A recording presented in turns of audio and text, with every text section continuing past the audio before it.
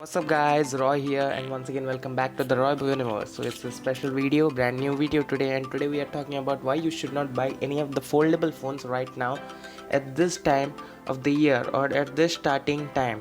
So as you all know that many of the companies are going on launching foldable phone like the Galaxy Fold. There are so many foldable phones out there in the market where you can go and purchase. But did you notice something? The price of this foldable phones are much higher than relatively what their flagship is offering at the price range. So as you all know that there is a lot of compromise in the specifications of these devices. All that innovation has been done in the smartphone industry is only it is making the fold, and the screen of the smartphone or the screen of the tablet can be folded very well, and only that is the reason why they are calling it innovation. But that doesn't mean anything. You are completely compromising the specification, which is no longer being accessed later than the flagship offering from some other devices. As we all know that many of the foldable phones are not right, and they are making and they're facing so many issues.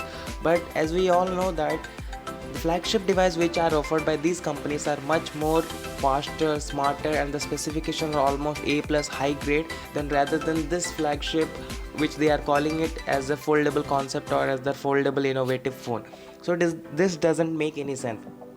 As we all know that when the smartphone was launched first in early 2000 or 2005, the price of it was very high, like it was literally $800 to $900. Even the Communicator, which was launched by IBM in 1994, was $800 to $900 because it was very own and it was the first during its time. So the thing is that just wait for some time, because once it has become a trend, the price will automatically decrease and you will be getting so many offerings and you will be getting wide variety of choice, so that you can fix your own foldable budget phone at your own budget.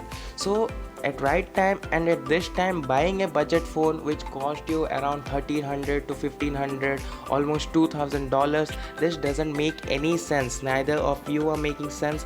It is completely inappropriate kind of thing which you are going to purchase. So better wait for some time, so that this once become trend, every company is already working on this foldable concept, then there will be competition that who will be providing the best fold in the lowest price.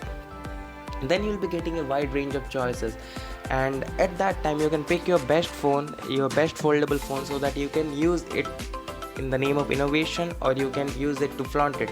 But at this time it's not good and it's not right, because you are going to spend a lot of money than the amazing flagship which are allowed and which are being out there in the market. You will be spending almost double more than that, but you will not be getting any kind of specification, and you have to compromise on specification. So I don't think so this makes any sense. So it will be wise, and it will be a wise decision, and it will be a better decision to wait for some time, so that the market gets captured by the foldable phone and you'll be getting wide ranges of choices, so that you can decide what is best for you. So if you guys like this video, please give us a thumbs up, comment in the comment section, share this video, and consider subscribing before you leave.